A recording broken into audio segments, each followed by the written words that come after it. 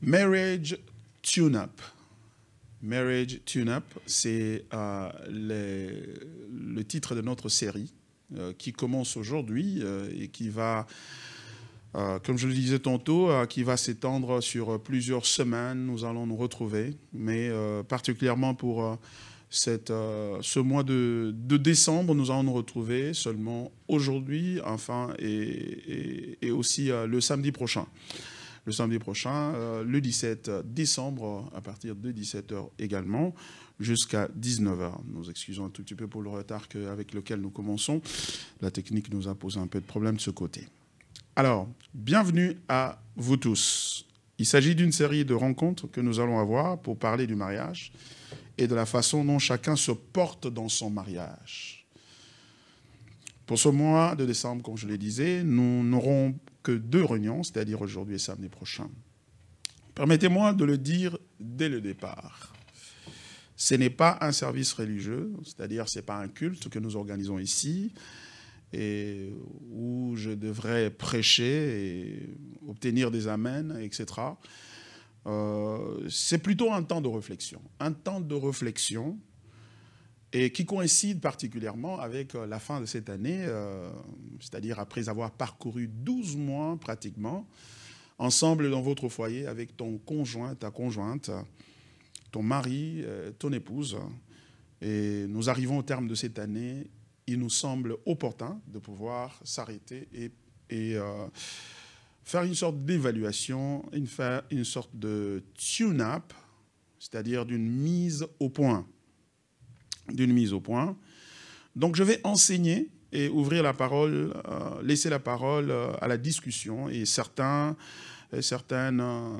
certaines tâches que vous devrez faire. Il y a certaines choses que nous allons faire. C'est pour cela que nous remettons à tous ceux qui sont ici dans la salle des carnets avec des stylos pour pouvoir prendre note. Et il y aura des questions que j'ai préparées à la suite de l'exposé que je vais faire. Et nous allons aussi laisser le temps pour des questions éventuelles que vous pouvez avoir. Notre souhait est que vous puissiez assister à ces rencontres en couple. C'est vraiment notre souhait. Ce serait vraiment intéressant que votre mari soit à côté de vous, que votre épouse soit à côté de vous. Pourquoi? Parce que c'est bien d'écouter ces choses ensemble. Et lorsque vous les écoutez ensemble, et ainsi vous avez la possibilité d'échanger lorsque vous vous retrouvez seul à seul sur la même matière qui a été donnée, qui a été partagée. Et de cette manière, vous en profitez aussi, non seulement pour écouter, mais aussi pour vous appliquer votre cœur à pouvoir exercer cette sorte faire cette sorte d'exercice qui consiste à s'auto-évaluer dans le mariage, faire une sorte de maintenance qui est requise pour l'avancement de votre foyer. Et je voudrais croire que vous avez l'habitude de faire ceci. Si vous ne l'avez jamais fait, c'est mieux d'être ensemble avec son conjoint ou sa conjointe pour pouvoir apprendre une nouvelle habitude. Et cette habitude qui consiste à pouvoir faire les tune-up, c'est-à-dire la mise au point. Et voilà. Alors, si votre mari ou votre femme ou épouse n'est pas ici aujourd'hui avec vous, veuillez prévoir de l'inviter à notre prochaine réunion et aux réunions qui vont suivre après. Nous prierons pour que Dieu le rende possible. Qu'en l'invitant, il se pourrait que votre mari, votre conjoint, disons-le comme ça, ou conjointe, ne soit pas aussi chrétien que vous. Cela ne vous empêche pas de suivre cet enseignement ensemble. Et ce serait peut-être, qui sait, un moyen par lequel Dieu peut le toucher ou la toucher et l'amener à la conversion, à la foi chrétienne. C'est toujours bien de faire cela. Et nous allons prier que Dieu, si aujourd'hui ça n'a pas pu être le cas, et que prochainement vous puissiez être ensemble. Qu'est-ce que les tune-up? Le tune-up, c'est quoi? Quand nous parlons de ce tune-up ou la mise au point, comme on l'appelle en français, c'est quoi? Commençons par définir ce qu'une mise au point. C'est-à-dire, qu'est-ce que le tune-up? Évidemment, nous avons emprunté cette expression aux mécaniciens automobiles. Et une mise au point d'une voiture est un ajustement comme celui d'un moteur pour améliorer l'état ou l'état de fonctionnement du véhicule. De toute évidence, régler une voiture, c'est-à-dire faire la mise au point ou le tune-up, consiste à ajuster peu de choses, quelque chose dans son moteur pour améliorer son état. C'est-à-dire, ici, il ne s'agit pas de l'extérieur du véhicule, il s'agit du moteur même du véhicule et qui rend possible le fonctionnement du moteur. C'est-à-dire, le tune-up porte sur le moteur. Il est possible de regarder un véhicule, de le regarder de l'extérieur et qui vous paraissent pimpants, flambant neufs, et qui vous paraissent en bon état et très attirants. Cependant, son moteur peut vous raconter une autre histoire. Il en est de même du mariage. Un mariage peut paraître à l'extérieur intéressant et inspirant les autres à se marier, mais lorsque vous allez dans ce qui constitue le moteur même de ce mariage, vous allez être peut-être surpris de réaliser qu'en fait, c'est un véhicule qui ne bouge pas. C'est un véhicule qui ne peut pas démarrer. C'est un véhicule qui ne peut pas rouler. C'est un mariage qui ne fonctionne pas convenablement et qui n'a de mariage que la cohabitation. Et nous disons donc, la mise au point ou le tune-up, c'est en vue d'améliorer la performance du moteur. La performance du moteur, car la capacité de jouir du véhicule dépend de la performance du moteur. Et nous disons que le résultat attendu est une amélioration de performance. Quand on fait le tune-up ou bien on fait l'entretien du moteur, ce qu'on vise, c'est l'amélioration de la performance du moteur. Ainsi en est-il du mariage. Lorsque nous parlons du tune-up dans le contexte du mariage, nous voulons donc dire qu'il s'agit ici d'améliorer la performance du mariage, c'est-à-dire les comportements, les actes, les paroles et les interactions qui se vivent dans le mariage. Lorsque ces interactions sont améliorées ou tout au moins sont propulsées par un moteur qui est en bon fonctionnement, qui est en bon état, eh bien, nous allons voir des résultats dans le foyer. Vous allez voir des résultats dans le foyer, dans le mariage, de façon tout à fait vraie. C'est-à-dire qu'après un certain temps de conduite, les performances de la voiture diminuent et son moteur doit être travaillé ou ajusté pour améliorer ses performances. C'est-à-dire que quand vous roulez avec un véhicule, vous achetez un véhicule neuf et après un temps, il faut absolument qu'on puisse faire la mise au point, le tune-up, pour s'assurer que la performance du moteur reste celle qu'on attend de ce moteur-là, et qui apporte la satisfaction au propriétaire du véhicule ou à la personne qui le conduit.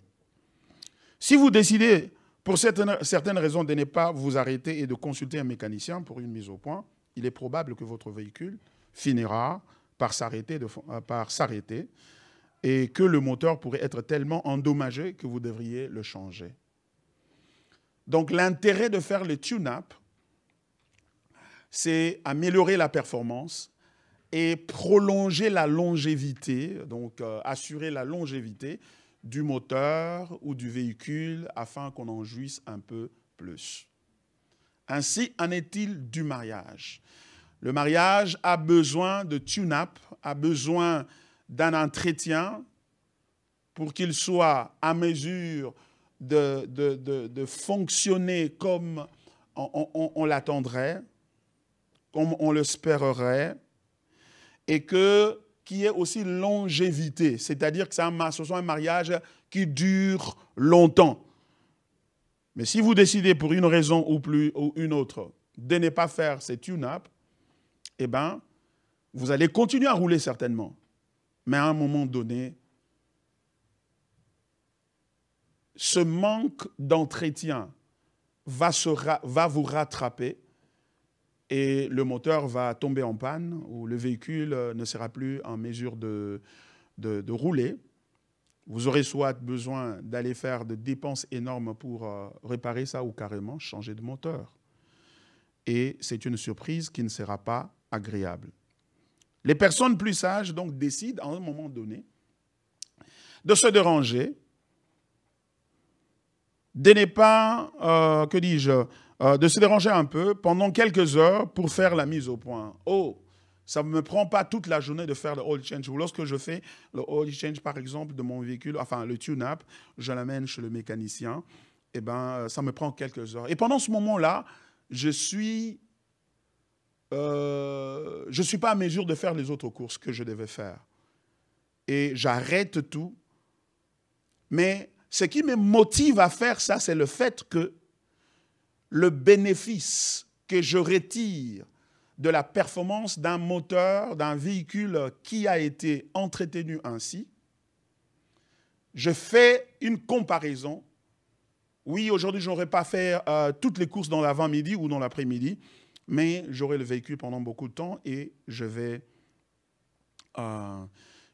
épargner de l'argent sur d'éventuelles pannes qui pourraient subvenir à l'issue de ce manque de sacrifice où je pouvais m'arrêter à un moment donné pour aller réparer ça.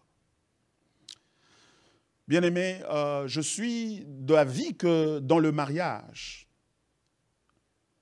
en réalité, parfois, on est surpris de faire face à des conflits et à des problèmes et qui même peuvent conduire à la dissolution du mariage, c'est-à-dire au divorce. Mais ces choses, en réalité, ne sont pas des surprises. Ce sont des choses qu'on a accumulées pendant un temps. On n'a pas eu le temps de s'arrêter et de jeter un coup d'œil sur l'état du moteur du mariage. Et je vais dire tout à l'heure qu'est-ce que le moteur représente dans le mariage. On n'a pas eu le temps de le faire.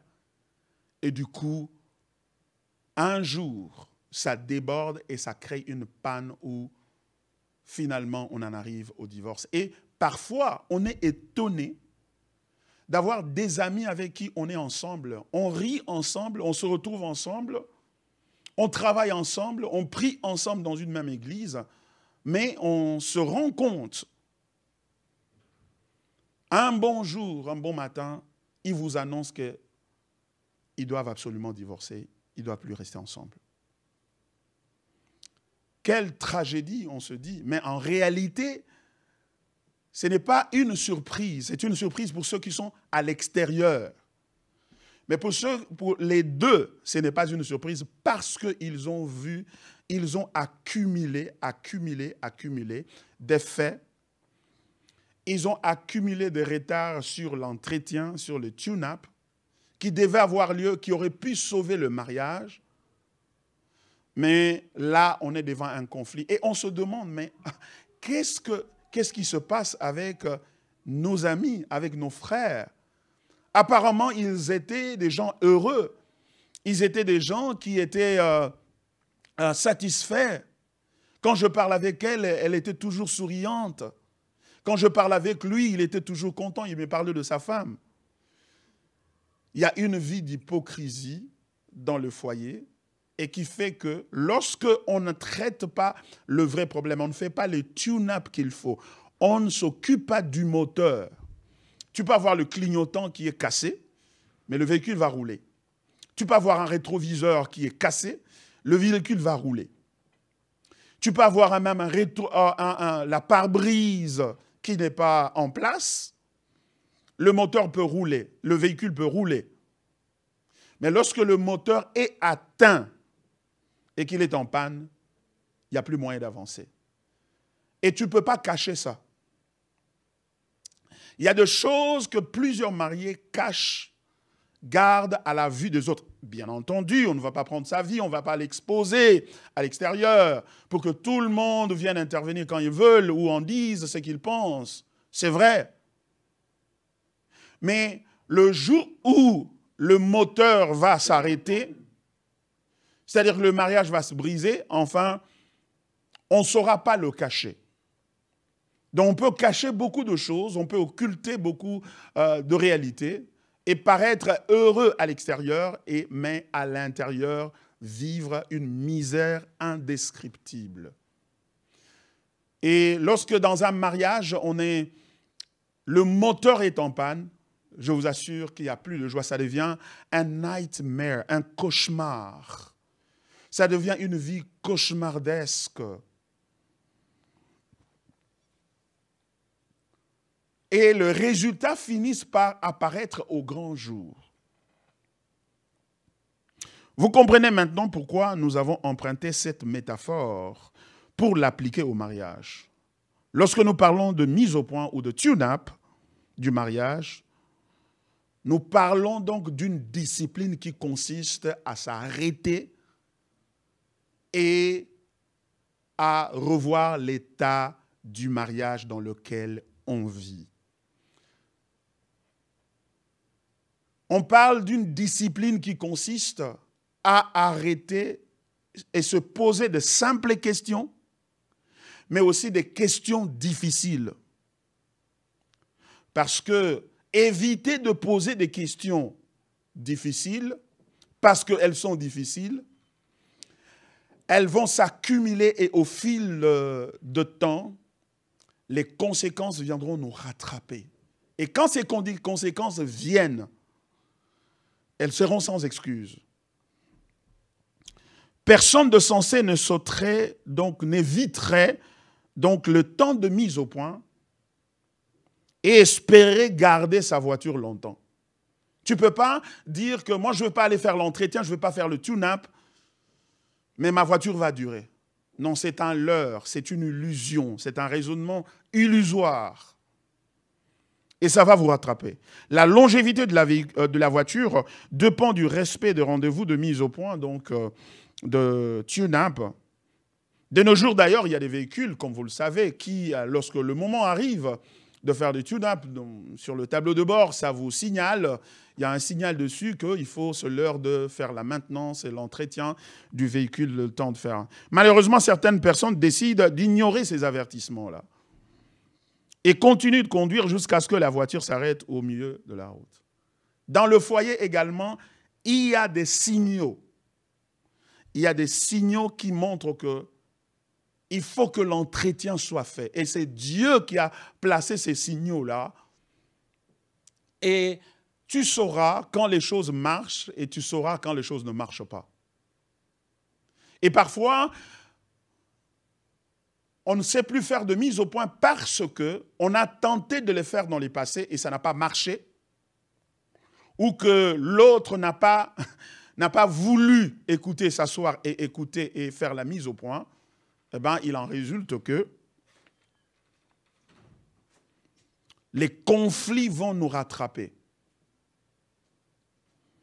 Et ces conflits peuvent avoir un effet dévastateur. Le mariage a besoin d'un tune-up, c'est-à-dire d'un moment d'arrêt pour évaluer les choses.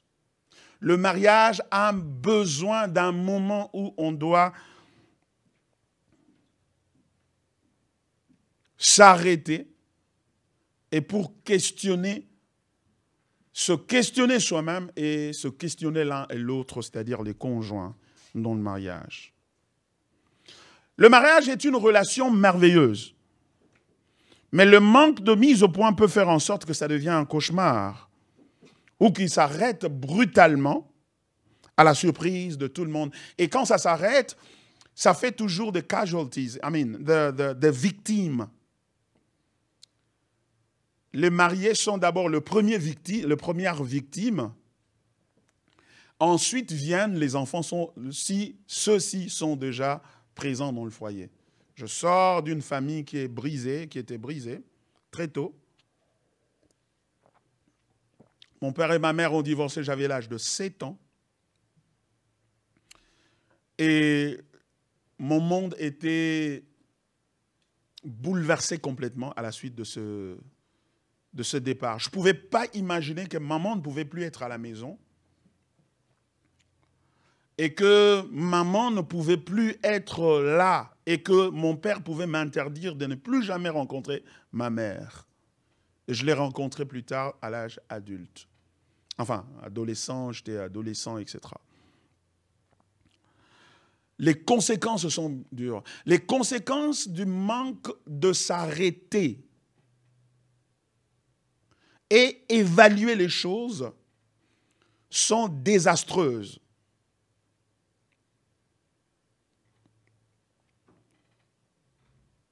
Et l'évaluation ne se fait pas seulement lorsqu'il y a des problèmes. L'évaluation ne se fait pas seulement quand il y a des problèmes. Quand nous allons faire le tune-up pour le véhicule, on va faire la maintenance du véhicule, ce n'est pas parce qu'il est tombé en panne. Il est en train de rouler, mais c'est le temps de faire l'entretien. C'est le temps de faire l'entretien. Donc, on y va.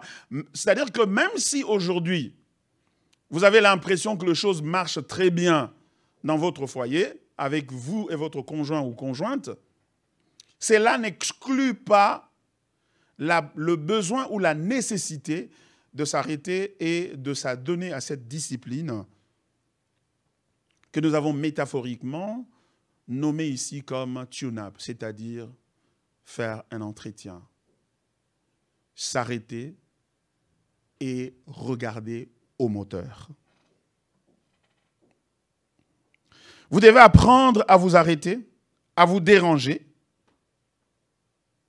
à vous empêcher de vous livrer à certaines tâches, à certains loisirs, ou même à certaines responsabilités perçues comme importantes. Je dois aller au travail, je dois faire ceci, je dois faire cela.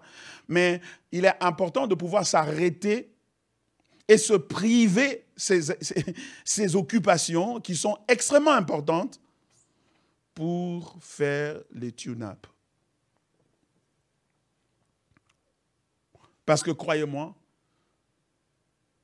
la plupart de ceux qui se sont mariés et qui l'ont après divorcé n'ont jamais planifié de divorcer. Et n'étaient pas animés de la mauvaise foi. Tu es en train de regarder ton mariage, tu es en train de dire, mais non, mais, pasteur, divorcer, c'est pas encore, ça ne s'applique pas à moi. En tout cas, moi, avec ma femme, ça va bien. Mais ce dont on est en train de parler ici, c'est important parce que si cela n'a pas lieu, eh bien, vous allez voir que ça va vous rattraper. Ça va vous rattraper. C'est important de le faire parce qu'il en dépend, votre union, votre relation à deux en dépend. Votre famille qui est autour de vous en dépend. Et tous les gens qui sont autour de vous aussi dépendent de la stabilité, du progrès de votre mariage. Vos parents ont assisté à votre mariage.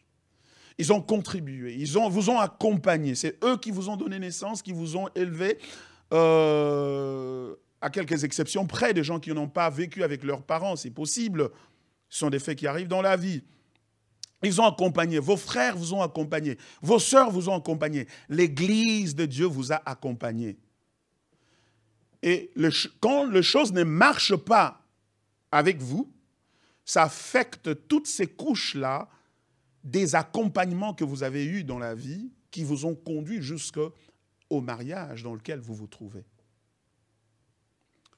Et parfois, alors allez-y imaginer qu'il y a quelqu'un qui, peut-être un parent, un ami, un grand ami intime, ou un frère, ou un membre de l'Église, qui peut piquer une crise en apprenant que tu as divorcé et même mourir.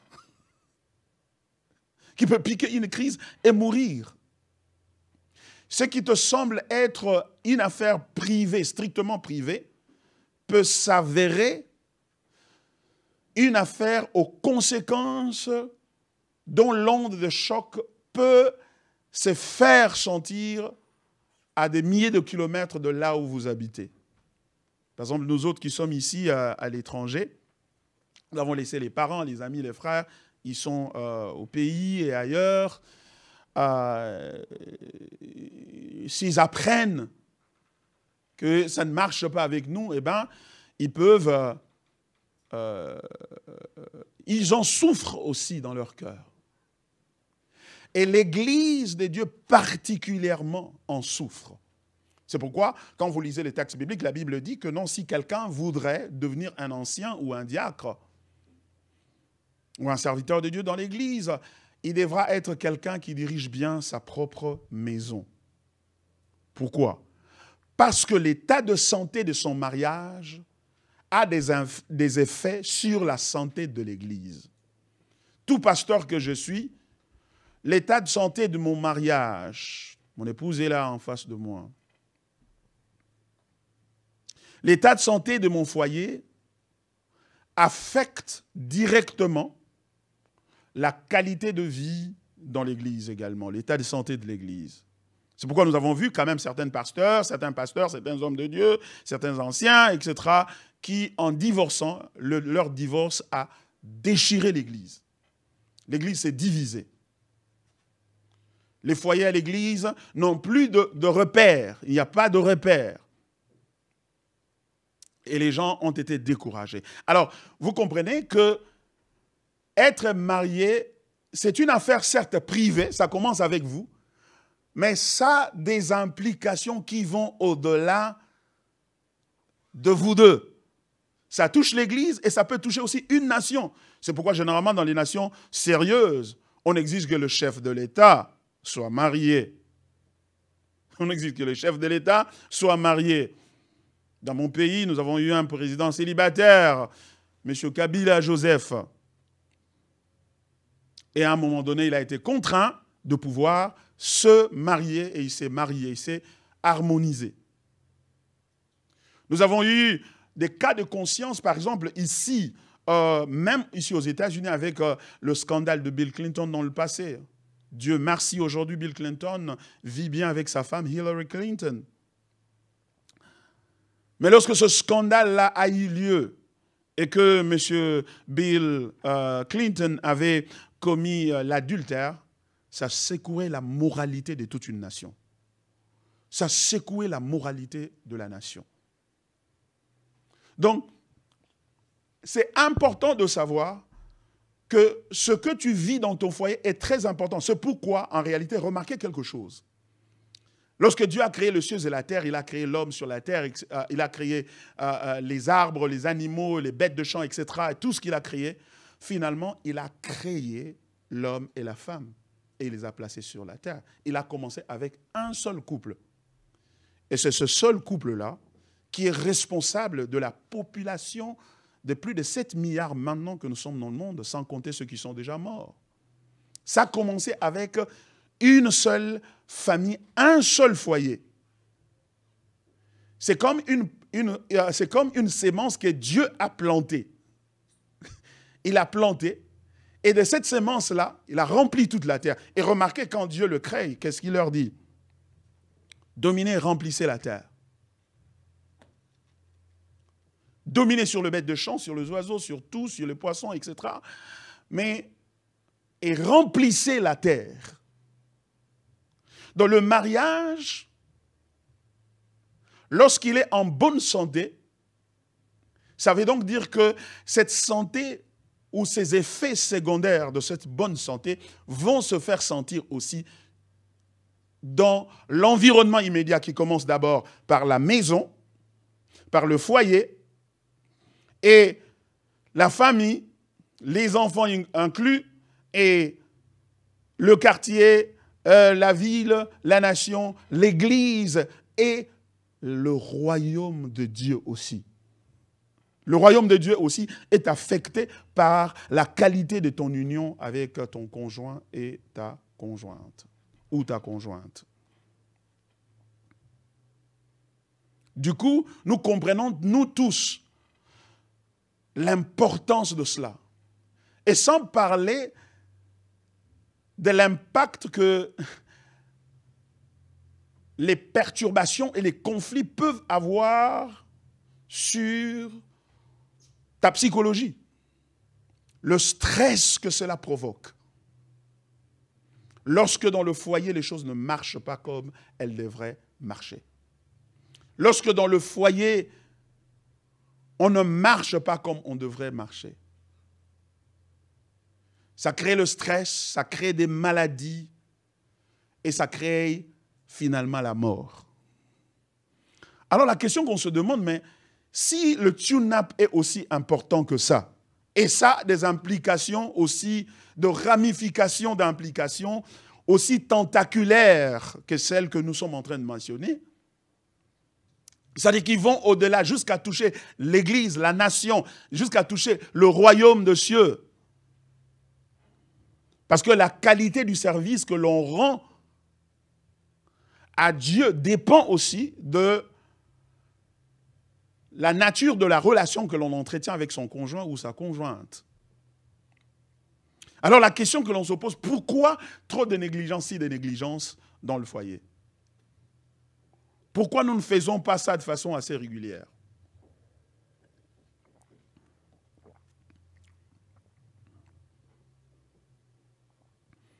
C'est parce que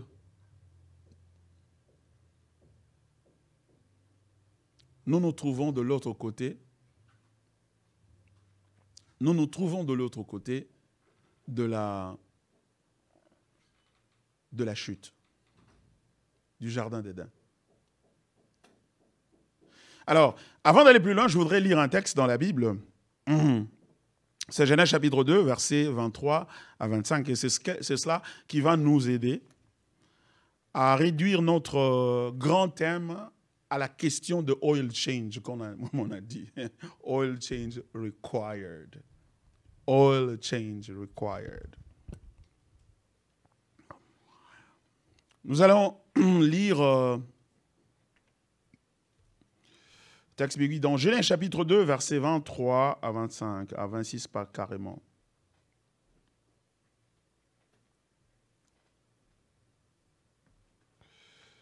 Genèse chapitre 2.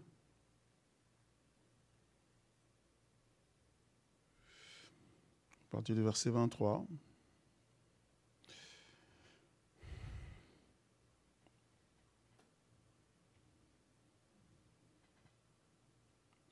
J'aimerais, pour le besoin de contexte, remonter un peu plus haut en lisant, mais je vais focaliser mon attention sur le verset 23 jusqu'à verset 26. 25 pratiquement, 25. Jusqu'au verset 25, il n'y a pas de verset 26. À partir du verset 15, l'Éternel Dieu prit l'homme et le plaça dans le jardin d'Éden pour le cultiver et pour le garder. L'Éternel Dieu donna cet ordre à l'homme. Tu pourras manger de tous les arbres du jardin, mais tu ne mangeras pas de l'arbre de la connaissance du bien et du mal, car le jour où tu en mangeras, tu mourras. L'Éternel Dieu dit, il n'est pas bon que l'homme soit seul.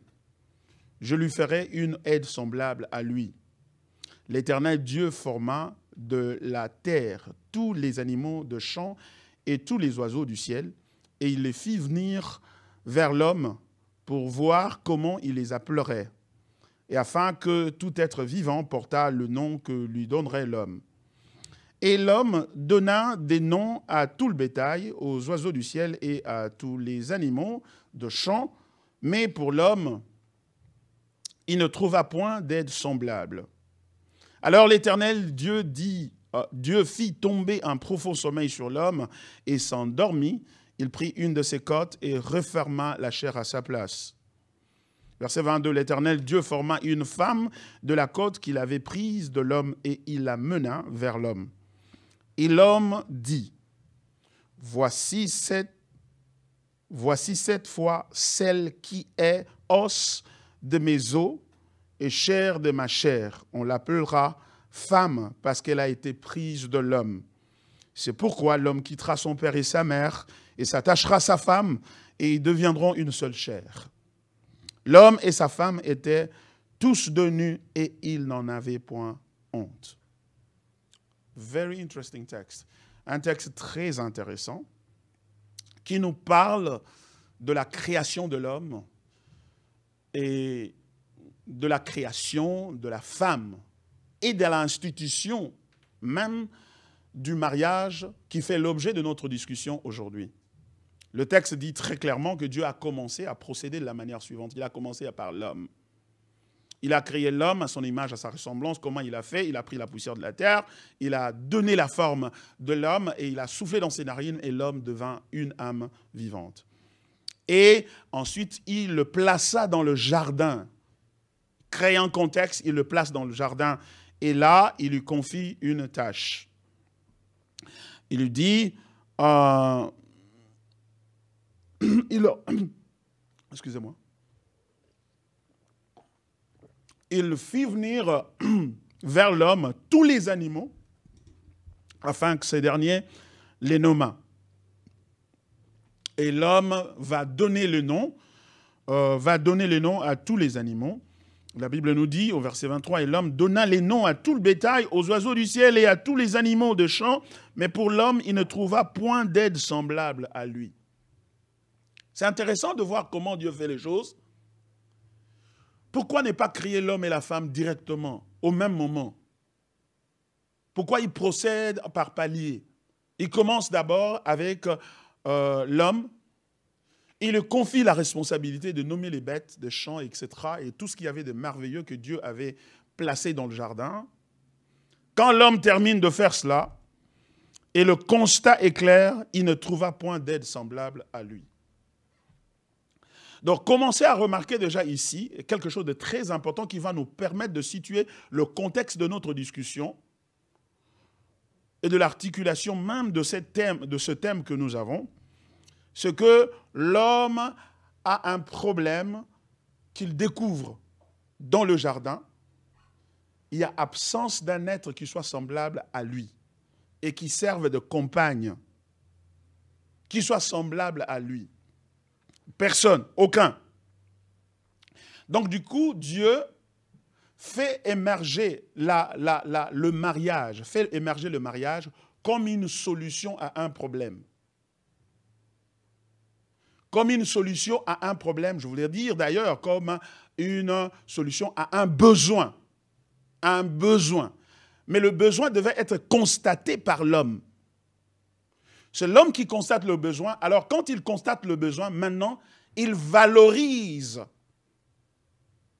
la solution. Il va valoriser la solution. Et vous allez voir dans la suite ce qui se passe. Parce que tout de suite après, lorsqu'il constate la déficience, le manque d'un être semblable à lui, eh bien, l'Éternel va maintenant le faire plonger dans un sommeil profond et il va s'endormir. Il prit l'une de ses côtes et referma la chair à sa place. L'Éternel Dieu forma une femme de la côte qu'il avait prise de l'homme et il l'amena vers l'homme. Il prit la femme qu'il avait formée de lui et de la côte qu'il avait retirée de lui, eh ben, il l'amène maintenant vers l'homme. Et écoutez ce que l'homme dit. Et ça, c'est vraiment important. Et ça, c'est le fondement du mariage. Il dit, et l'homme dit, voici cette fois celle qui est os de mes os et chair de ma chair. On l'appellera femme parce qu'elle a été prise de l'homme. Et par conséquent, regardez, par conséquent, le texte dit, c'est pourquoi l'homme quittera son père et sa mère et s'attachera à sa femme et ils deviendront une seule chair. C'est pourquoi, à cause de ce que la femme avait dit, à cause de ce que la femme avait dit. Oui, tu peux avoir de l'eau, maman, il n'y a pas de souci. Merci. Regardez ce que Dieu fait d'abord. Amen. Comment les choses se passent. Lorsque la femme est amenée vers l'homme, et l'homme va l'identifier. Et c'est de cette identification-là que va découler la nature de la relation qui va exister entre l'homme et la femme. On dit, et l'homme dit, voici cette fois celle qui est os de mes os et chair de ma chair, on l'appellera femme parce qu'elle a été prise de l'homme. C'est pourquoi conclut le narrateur, c'est-à-dire Moïse qui a écrit ce texte ici de Genèse. Il dit, c'est pourquoi l'homme quittera son père et sa mère. C'est pourquoi le mariage aura lieu. Et s'attachera à sa femme et ils deviendront une seule chair. L'homme et sa femme étaient tous nus et ils n'en avaient point honte. Ça, c'est tout simplement beau. Donc, clairement, on peut observer dans ce texte ici, c'est l'homme, après avoir identifié la femme, après lui avoir assigné une identité, et ce, par rapport à lui, que maintenant le mariage est devenu possible. Et donc, la question du moteur du mariage, c'est-à-dire si on a pris la métaphore de tune-up, c'est-à-dire un travail qui se fait sur le moteur afin d'améliorer sa performance, on se pose la question, mais qu'est-ce qui est le moteur? Quel est le moteur du mariage qui détermine la vie à deux? C'est cette question ici, c'est cette déclaration que Adam a faite. Voici cette fois-ci celle qui est os de mes os et chair de ma chair. On l'appellera femme parce qu'elle a été prise de l'homme. Le moteur qui a été amené dans cette usine, si je peux m'exprimer comme ça, où on a finalement fait l'épave et tous les autres accessoires pour que le véhicule devienne véhicule, le moteur, c'est la perception de l'identité qui détermine la nature de la relation et la santé même de la relation, donc du mariage. Le mariage n'est pas d'abord une union civile, une union religieuse. Le mariage est d'abord une union d'identité. Il y a deux identités qui viennent ensemble. Deux identités qui viennent ensemble. Et tout le parcours du mariage, dans le mariage, va dépendre de cette compréhension, de la perception de l'identité. En d'autres termes, ce qui fait que le mariage dure ou se brise, c'est la perception de l'identité. En d'autres termes, qui penses-tu que je suis? Qui penses-tu que je suis? Parce que, regardez, Dieu avait amené les animaux vers l'homme. Il a nommé les animaux.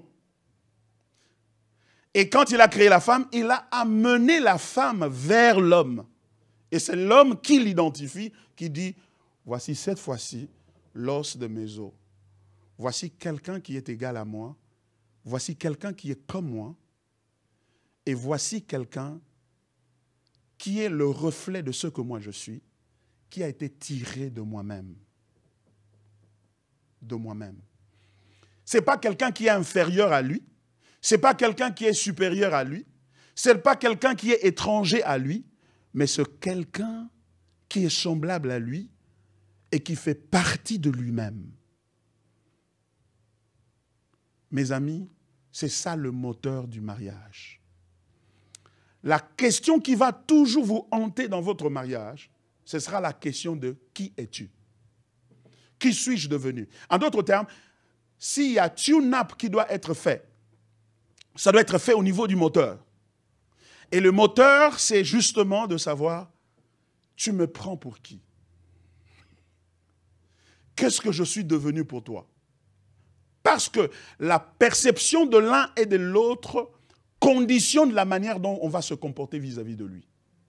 Le comportement que l'on a vis-à-vis de quelqu'un, vis-à-vis de son conjoint, de sa conjointe, ce comportement-là, c'est le reflet de ce que l'on pense qu'il est ou de pense qu'elle est.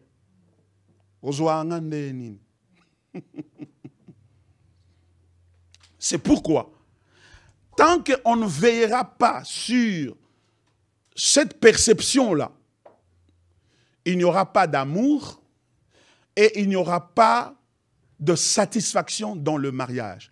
L'amour vient après. Ce qui vient avant, c'est l'identification. Qui es-tu?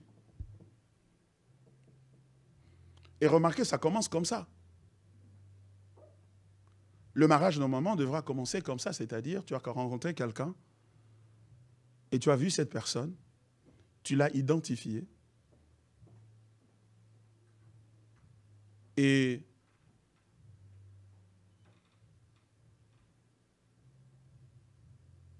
tu décides de commencer une relation qui va aboutir au mariage.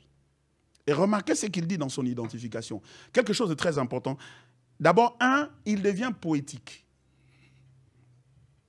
Il devient poétique. Il dit, voici cette fois celle qui est os de mes os et chair de ma chair. C'est un langage poétique. Parce qu'il n'a pas vu les os de la femme. Il n'a pas vu ces os-là physiquement comme ça, parce que ces os-là, c'est à l'intérieur. Il n'a pas vu. Il a vu la chair peut-être physiquement. Ce qui veut dire qu'il s'est fait une représentation imagée de ce que la femme représente pour lui. Et le mariage repose sur l'image que tu as de la personne. Et cette image-là peut être falsifiée au fil du temps lorsqu'on ne s'arrête pas pour se poser la question, que penses-tu que je suis? Pour refaire ce qui a été fait au début. Mais le problème, c'est que parfois, certaines personnes n'ont pas commencé par cette identification.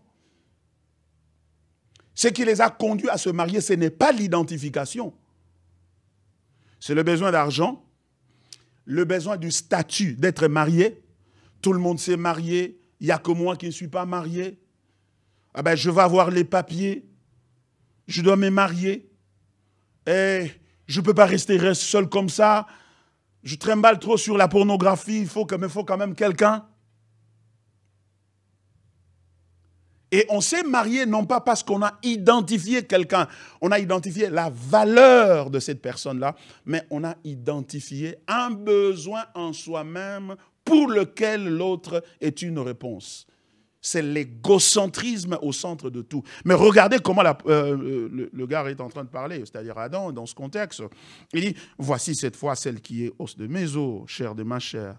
C'est-à-dire il se fait une image.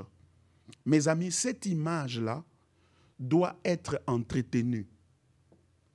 Il faut les tune-up pour qu'on voit si cette image a changé dans le bien ou dans le mal. Cette image a été modifiée, cette image a été falsifiée, cette image a été agrandie. Qu'est-ce qui s'est passé? Et ça, c'est très important pour pouvoir comprendre le cœur du mariage. Ce qui veut dire que s'il y a une croissance, s'il y a une amélioration qui doit être apportée dans le mariage, cette amélioration doit être apportée d'abord et avant tout à la perception que l'on a de l'autre. Et il va dire, tu es os de mes os, chair de ma chair. Et ici, deux choses. L'os, ce qui ne se voit point, et la chair, ce qui se voit. Donc, il valorise la totalité de la personne.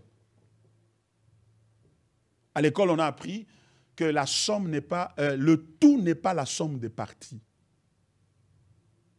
Le tout n'est pas la somme des parties. Parce que certaines personnes, finalement, ce qu'ils épousent, c'est la somme des parties. Cet garçon qui regarde cette fille dit « Ah, elle est jolie, elle est intelligente, elle est d'une bonne famille, elle est d'une bonne éducation, elle parle bien. » Et la femme regarde l'homme et dit « Oh, il est vraiment bien bâti, il est très intelligent, il parle bien. » Donc, ce qu'il a épousé, c'est la somme des qualités. Il prie aussi beaucoup, il prêche bien la parole de Dieu, etc. Donc, ce n'est pas la personne qu'on a mariée, c'est la somme des qualités. Du coup, lorsque ces qualités-là, on arrive à la maison et ces qualités-là vont commencer à diminuer, ou bien à démontrer des performances qui sont contraires à celle qu'on avait vue dès le départ, ça crée des problèmes, ça crée des ennuis et ça commence à falsifier l'image que l'on a de la personne. Ah, je me suis trompé. Je pensais qu'elle était ici comme ça. Je pensais qu'il était comme ça. Et surtout quand on découvre qu'il ronfle la nuit ou qu'elle ronfle la nuit, on dit, mais non, mais ça je n'avais pas vu. Ça je ne savais pas. Quand il mange la bouche ouverte. On voit ce qu'il est en train de mâcher dans la bouche, c'est très sale à voir. Je lui demande de fermer la bouche, il ne veut pas, il dit, lui il a grandi comme ça, elle a grandi comme ça. Ça pose des problèmes. Il y a besoin d'ajustement.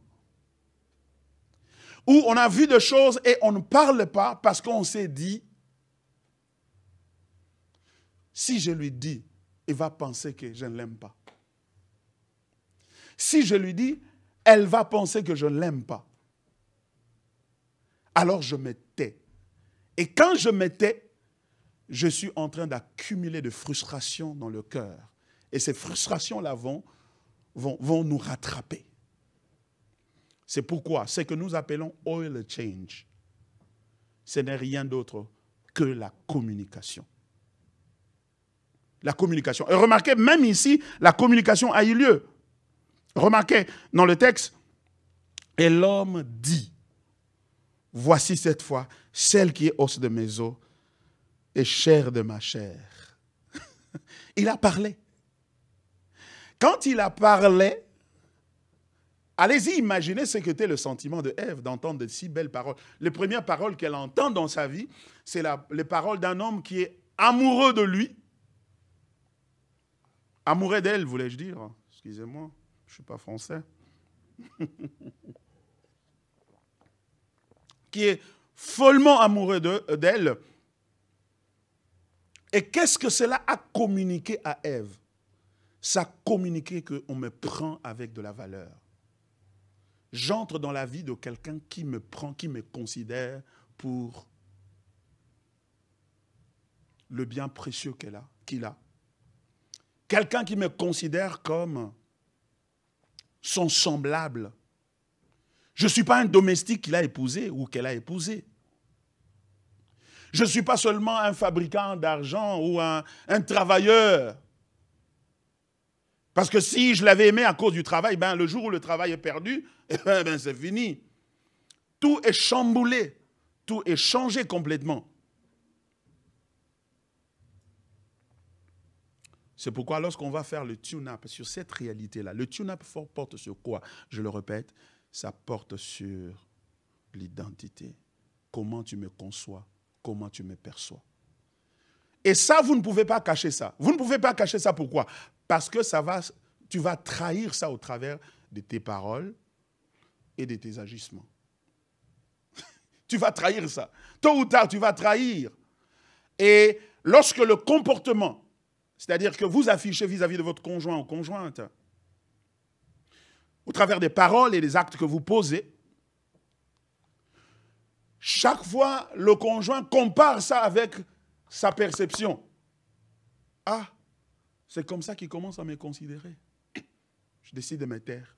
Je ne parle plus. Je me tais. Je ne parle plus. Et on s'était. Et quand on s'était, c'est la frustration qui continue. Et cette frustration, quand elle est pleine à l'intérieur, à un moment donné, elle va exploser à l'extérieur. C'est pourquoi oil change is required. And oil change for us, oil change ou le changement d'huile moteur, c'est la communication, c'est la conversation. La conversation qui porte sur quoi? La conversation ou la communication qui porte sur l'image. L'image que tu as de moi, l'image que j'ai de toi, ce que tu me perçois de moi. Et ça, c'est un travail méticuleux qu'il doit faire. Il y a donc des ajustements qui doivent être faits comme dans un moteur. On doit faire des ajustements pour s'assurer que le moteur marche encore à plein régime.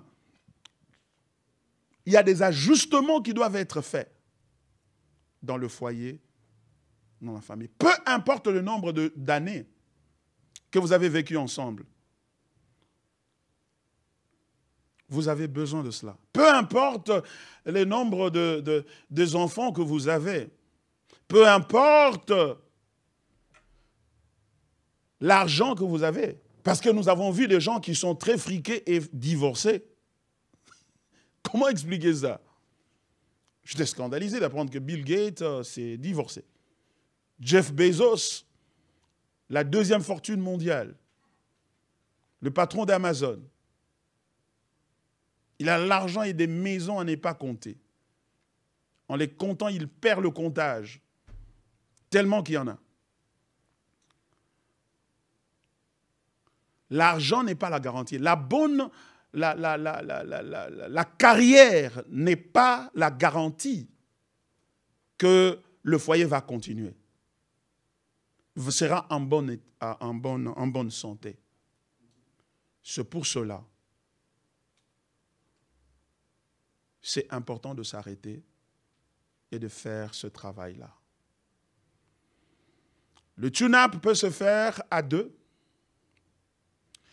Mais dans le tune-up, on peut aussi se permettre d'inviter un ami en qui vous placez votre confiance, un frère, de préférence pas un membre de famille,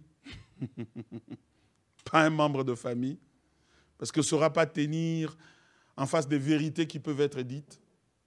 Un serviteur de Dieu, un pasteur en qui vous avez confiance, peut vous accompagner dans ce processus.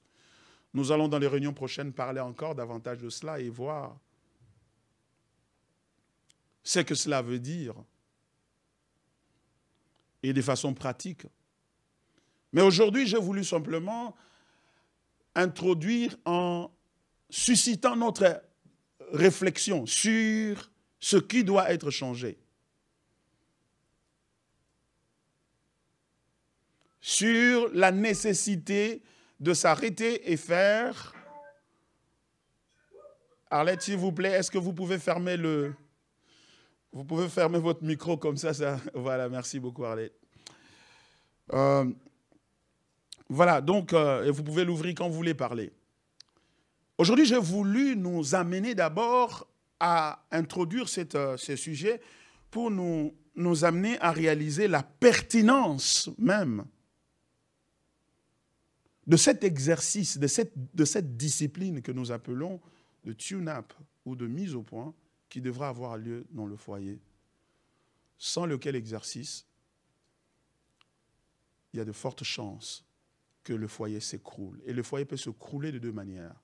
Ça peut se crouler par un divorce ou bien ça peut se crouler par une cohabitation qui n'a rien à voir avec le mariage. Quand je grandissais, j'étais ami.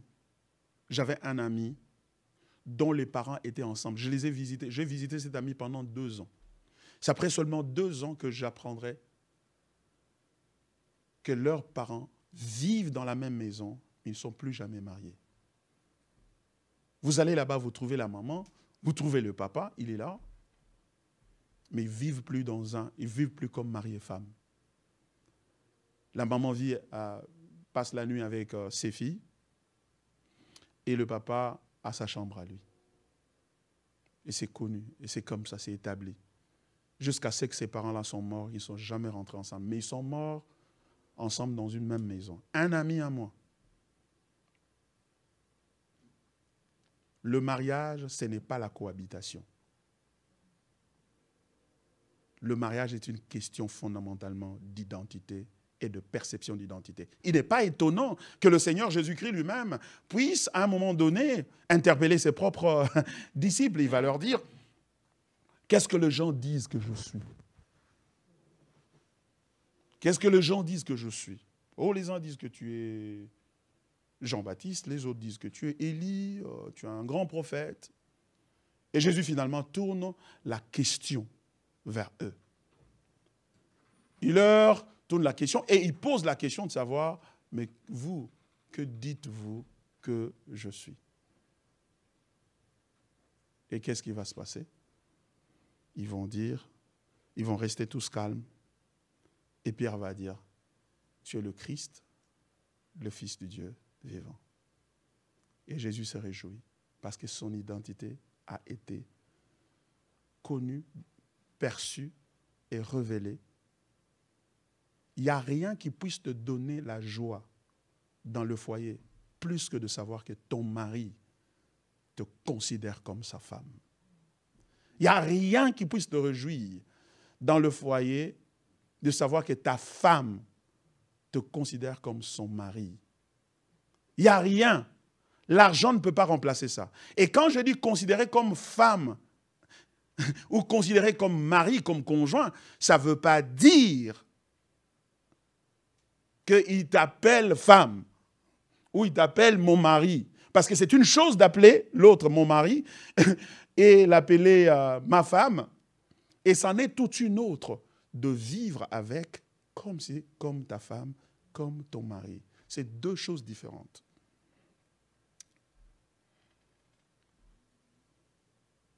Ce qui fait de toi un mari, ce n'est pas le titre d'être mari. Ce qui fait de toi la femme, ce n'est pas le titre d'être femme. C'est la considération d'être femme, la perception d'être mari, la perception d'être femme. Et je suis conscient que même dans mon propre foyer, beaucoup d'ennuis que nous avons eus et des frictions que nous avons eues, c'est parce que j'ai communiqué au travers de mes paroles et de mes attitudes une perception qui est différente de celle que je devais avoir. Je n'ai pas traité mon épouse comme j'aurais dû le faire, comme mon épouse. Quand tu parles à ton épouse ou tu parles à ton mari, tu te comportes vis-à-vis de lui ou vis-à-vis d'elle d'une manière qui montre un écart entre ce que tu dis et ce que tu fais, ce n'est pas ce que tu dis qui va la réjouir ou le réjouir. C'est la perception et la perception que tu as de sa personne. Et cette perception est enregistrée au travers de l'ensemble de la vie et des rythmes de vie.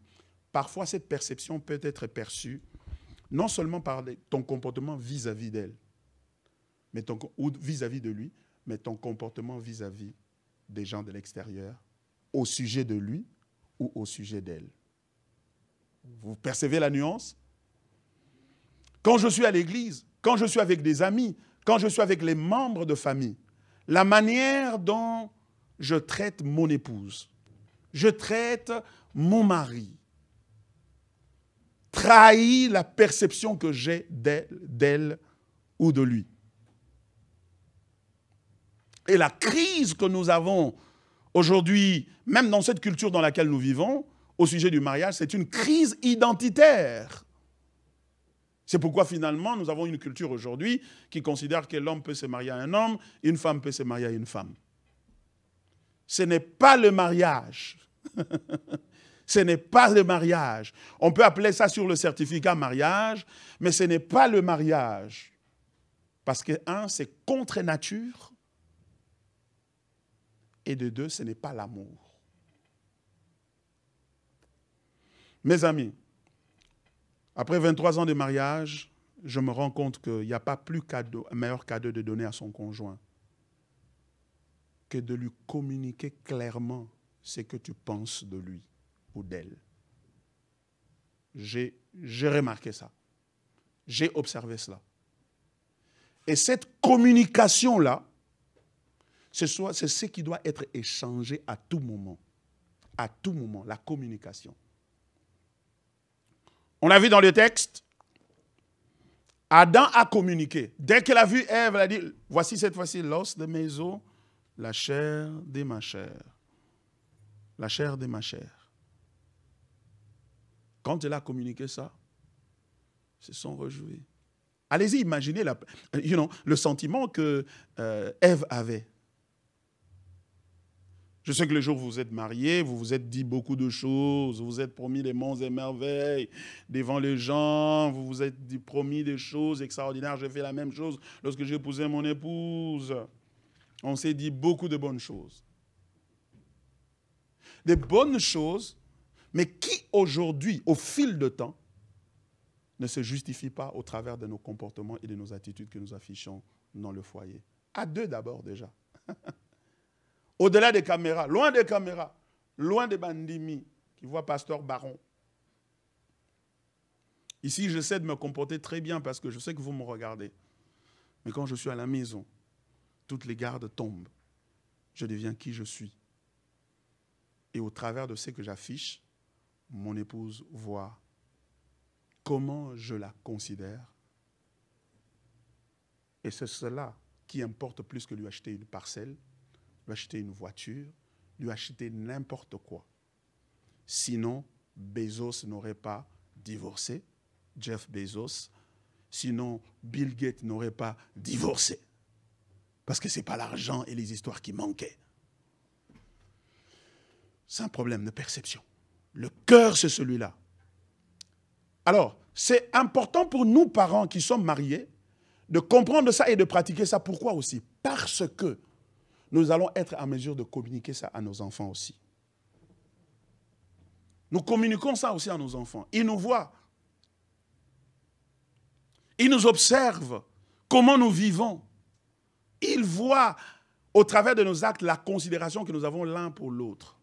Ça me froisse parfois. Quand je pense à mes enfants, je dis, qu'est-ce que je leur ai montré? Est-ce que je suis un exemple?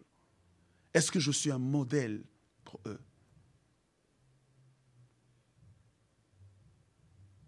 C'est pourquoi all change is required.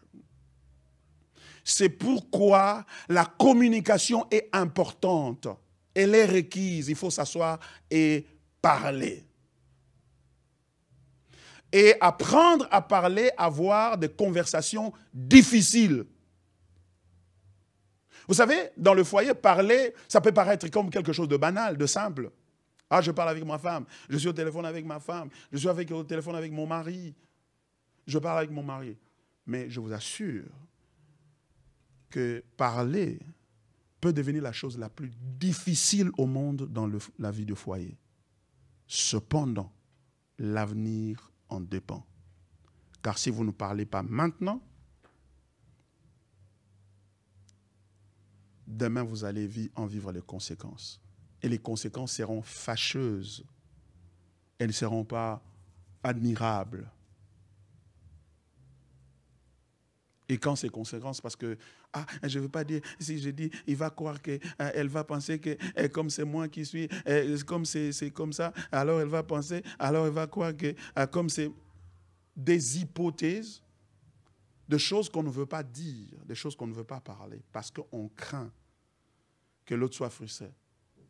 Ah ben c'est lui qui paye le loyer, si je dis ça, elle ne va plus payer le loyer, elle ne va plus payer la voiture, et il ne va plus faire ceci, il ne va plus faire cela.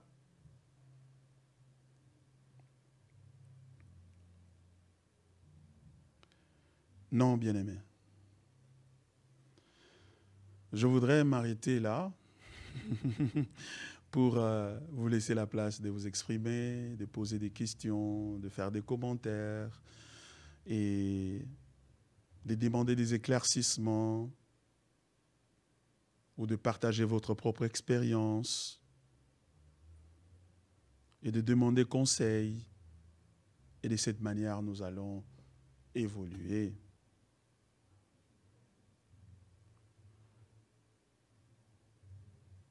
Le moteur du mariage, encore une fois de plus, c'est la perception que l'on a de l'identité de l'autre.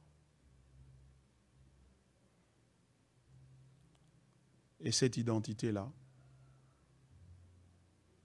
cette identité-là est perçue au travers des comportements et des agissements, des paroles qu'on dit, et surtout quand on est énervé. C'est facile de dire sorry. Mais le problème, c'est que ce que tu as dit a déjà communiqué une perception. Et cette perception est quelque part. C'est pourquoi, dans cette sorte de communication et de all change, nous avons besoin de l'Évangile. Nous avons besoin de Dieu. Nous avons besoin de Christ, qui nous a appris à aimer convenablement. Nous avons besoin de l'Évangile. Et cette série de rencontres que nous allons voir comme ça, nous allons les articuler autour de l'Évangile. Et nous allons voir la relation qui existe entre le mariage et l'Évangile. Déjà, regardez que Dieu prend Adam et le fait coucher, il sort de lui Ève. Et c'est ce que Dieu va faire exactement à la croix. Il prend notre Adam, il le place dans la tombe. Et quand il le réveille, l'Église va naître à la Pentecôte. Mais remarquez quelque chose, c'est que notre Adam nous a regardés, nous a pris dans la sueur, non pas dans la beauté.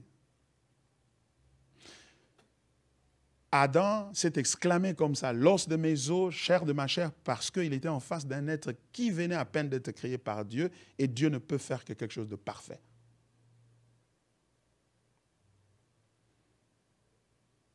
Dieu ne peut créer que quelqu'un de parfait. La femme était parfaite. Et l'homme a chanté. L'homme s'est démontré poétique.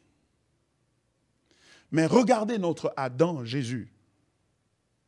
La femme derrière laquelle il a couru, jusqu'au point de se faire crucifier, c'était une prostituée.